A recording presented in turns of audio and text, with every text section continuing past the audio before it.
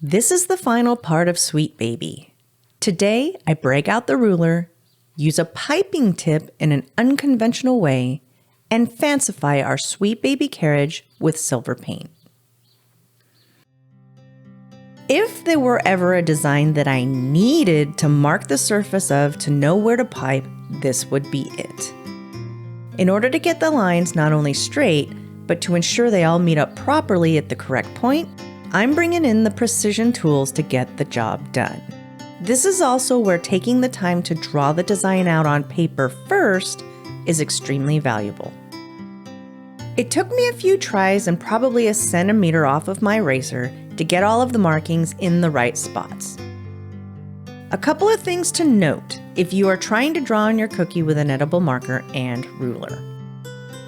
I recommend using a plastic ruler that has been cleaned really well or is specifically designated for only your cookies versus using a traditional wooden ruler. The metal strip on an old school ruler is sharper than the flatter edge of a plastic ruler and has a tendency to put a dent in the tip of your marker. You probably don't want that. And since the edge does get marker all over it, I use a paper towel with rubbing alcohol on it to wipe off the mess. All throughout this series, I have used a one consistency outline and flood for the base layer of my cookies, and today is no exception. To achieve what I think will be the most impactful look for this design, I decided to flood in sections versus flooding wet next to wet like we did with our baby bottle in part 1. You can see here that there is no indent between the colors because I didn't allow the sections to crust over before flooding the next. The icings all melted together. With flooding in sections, because each section will be allowed to crust over before adding icing next door, an indented seam will be left separating each section that, in my opinion, instantly upgrades the look of the cookie, which is definitely a plus since flooding in sections requires a lot more time to complete. It's not a perfect example, but consider this.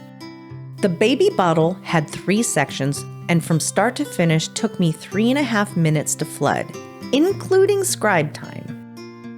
This carriage takes me a total of 9 minutes to flood all of the sections in 3 separate stages, with an additional 15 minutes between stages 1 and 2.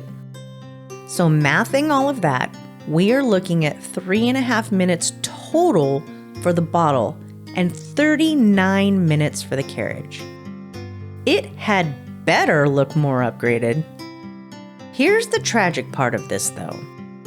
Man, I'm quite overdramatic in my wording sometimes, aren't I? I am quite sure that only the people who actually decorate cookies would really notice that upgraded quality because wet on wet is so effective at being wow. But all that being said, I decorate cookies, so I have an appreciation for it. It took some thought to figure out exactly which sections to do and in what order to minimize the number of stages I would have. Because when you do this technique, it's ideal to maximize the number of flood areas you do per stage, but still allowing for a geographical separation between each. I am fortunate enough to have already owned a dehydrator prior to ever decorating a single cookie, so I'm spoiled. I always set my dehydrator to the lowest setting, which on mine means 95 degrees Fahrenheit. I almost always take the time to wipe off the tip of my bag between sections. I keep a small lidded container housing several damp paper towels and a wet sponge beside me on my bench so that I'm always prepared for cleanup. Since I do use a dehydrator, which speeds up the drying process, I only have to wait about 15 minutes before flooding the next sections. Alternatively, you could just leave your cookie out on the table or place a fan in front of it to dry the sections. Just be sure to allow yourself a lot more time to get to the crusted point. Depending on how humid or dry your climate is, you could be looking at 30 to 60 minutes to achieve a crust like I have here.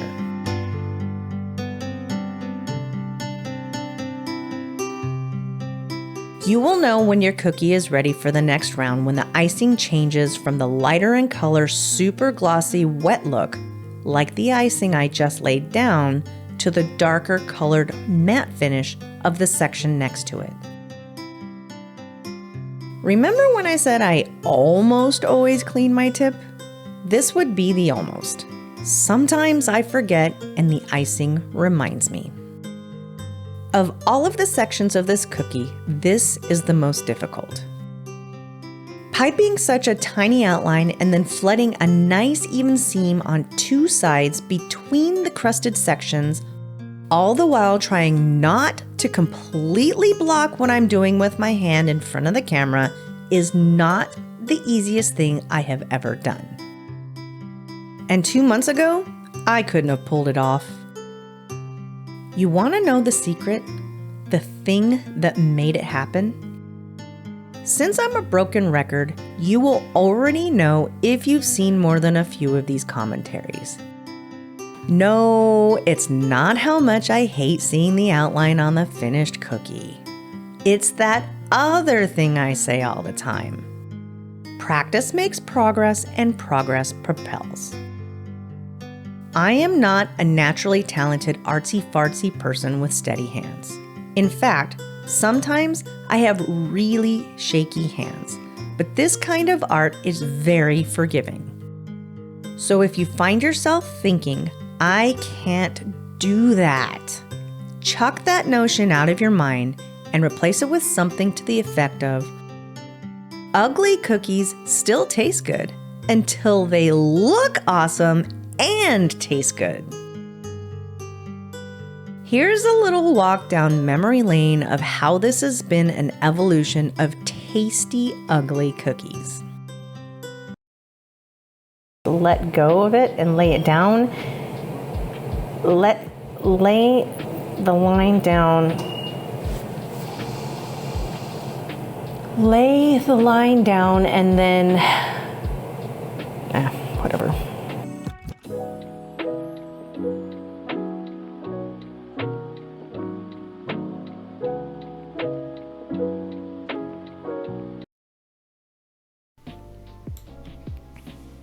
Oh boy, you guys are in for a treat here. I saw this particular technique done on a totally different kind of cookie, different color palette, and it looked really neat. And so I'm taking all of my colors and I'm placing these little blobs all over the cookie. And the idea is, since it's wet next to wet, you just lay the icing down and it kind of all just kind of melds together. And everybody should put, egg yolk right in the middle of their cookie, by the way, because that's a beautiful thing to do. And then my blobs turn out to be not quite so blobby, nice little circly blobbies, because I have no idea where I should be putting these blobs or in what shape I should be putting them. So I just keep blobbing on. By the way, I did speed this up to 400%. So no, I was absolutely not decorating this cookie that fast. And then I thought, oh, okay, so it worked out so well the last time I did the crackle. Hey, let's do crackle on this one too and see if we can make it look even better. No, it's still not working. This here is not my finest work. If you look real close, you can see the ultimate curl came out of the end of my bag. I guess this too was a result of a too small tip. Now, in case you aren't already aware, that last clip, the one with the scarf, that was from my very last series. The sweet baby cookies I'm making here and the Making Cozy Fall cookies were decorated only a couple of weeks apart. So, Start something no matter how unconfident you are. Make a little progress, fail a little, and then keep right on going. I do chuckle a little at how all 3 of those clips are completely different. The making of these videos, too, has been an evolution. I originally wanted to talk my way through the decorating as I did it. That proved to be way too difficult to do and be any sort of effective. The second clip was done graceful baker style, where I watch what I'm doing on screen and in real time narrate what I see. You wouldn't think it would be, but it was also super difficult. Props to the people who figured out how to do it. I ended up with 8 separate audio files all pieced together for that video. That one was an editing nightmare. The third clip was exactly how I do these now. I realize there is a charm that comes with the casual nature of watching and narrating, but it also appears to require a bit of thinking on your feet talent that at this point, I seem to not possess. So, like everything in life, there is a trade-off. The charm factor is lost, but these videos gain a level of variety in my narration, separate camera angles, and B-roll footage that would not really be possible the other way. You never find me scrambling to figure out what to say here because all of the thinking is done over a much longer period of time as I write. All that being said, I do love a challenge, and so I will be trying the real-time narration style out again soon. Maybe for the New Year's episode, as I'll only be doing a single video for that one, not a series. Back to this cookie.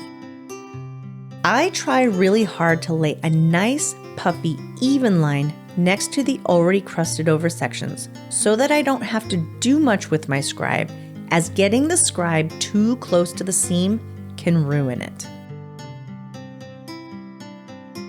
I knew I was going to have to figure out a way to make these wheels pretty even. And to do that freehand would require another talent I don't possess. So I looked around for something I could use, and turns out one of my large piping tips is exactly the size I need. This is a little risky because the icing is only crusted over, not fully dry. I don't recall exactly how long it sat, maybe 20 minutes in the dehydrator?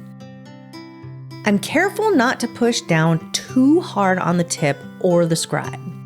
Most of my pressure is more against the edge of the tip rather than the icing. I'm just trying to get a really faint line to follow, which, unfortunately, the camera doesn't pick up. You can see there that my scribe did dig a little too far down, especially on that left wheel, but I'm not concerned. My piping will cover that. I haven't mentioned this so far in the series, but I use the graceful baker's method and terms for my icing consistencies, and always point you to her videos on consistencies because she knows what she's talking about and I still don't. I usually fail to mention this, but anytime I reference a specific video, mine or someone else's, I always put links to them in the description for you. This is soft peak piping consistency, which is perfect because as I lay down the wheel spokes, I want them to slightly melt into the edge of the wheel and each other. Luckily, this is supposed to look like an old-style baby carriage. You know, back from a time when things were more handmade and actually had imperfections, like this cookie with those wonky-looking spokes.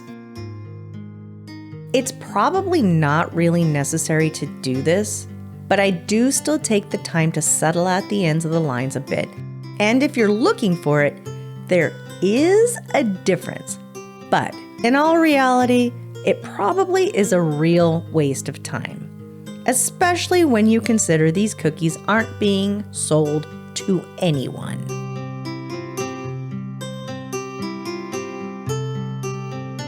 Notice that only the first 2 lines I laid down were crossed over each other. I didn't want there to be a huge lump in the middle where the lines all stacked up. So the alternative is to draw them in separately, which is clearly adding to that wonky look. I'm not terribly satisfied with my piping here. And while my scribe work didn't do a whole lot on that first wheel, it kinda seems to have saved the day here on this second one. I'm not entirely sure what this bit on the top is supposed to be. Maybe the top back edge? But it was on the original design for this cutter, and so I added it. I do think it looks better with it, though I much prefer how it came out on the red version of this cookie. It has a smoother, more appropriate curve that matches the cookie shape. To bring a little fancification to my carriage, I am going to paint these wheels silver. As with all of the painting I've done throughout this series, I'm using a sterling pearl and new silver, which is a powder that comes in this little jar. To make the paint, I need to add some liquid to my powder. Preferably a liquid that will evaporate quickly enough to not degrade my icing. You could use a high-grain alcohol like Everclear, but I opted for the color solution from the Sugar Art. I'm using the smallest brush I own, partially so I don't have to worry too much about oversaturating my bristles and getting globs of paint dripping down onto the surface of my cookie, though it did still happen a little. Painting with the silver on this white surface is pretty effective. The coverage is a lot better than when I painted on a colored surface, where you could still see the hue of the color underneath showing through the silver.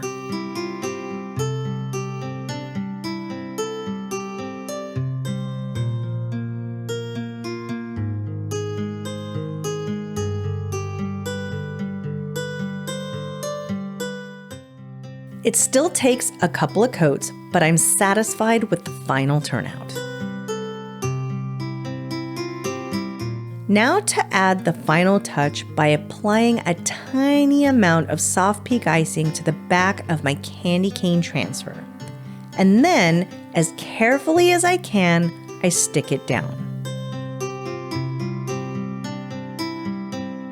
Turns out I didn't put an amount tiny enough, so my thicker scribe comes in handy to help remove the extra icing.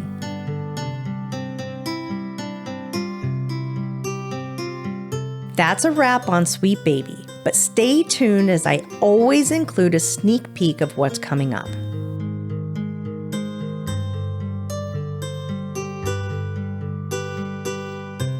See you next time! Next time on Kuny's Cookie Chronicles. Welcome to Very Merry, a 4-part series just in time for Christmas.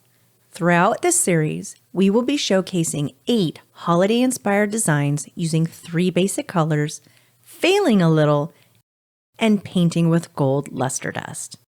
Today I decorate the gingers and try doing filigree for the first time.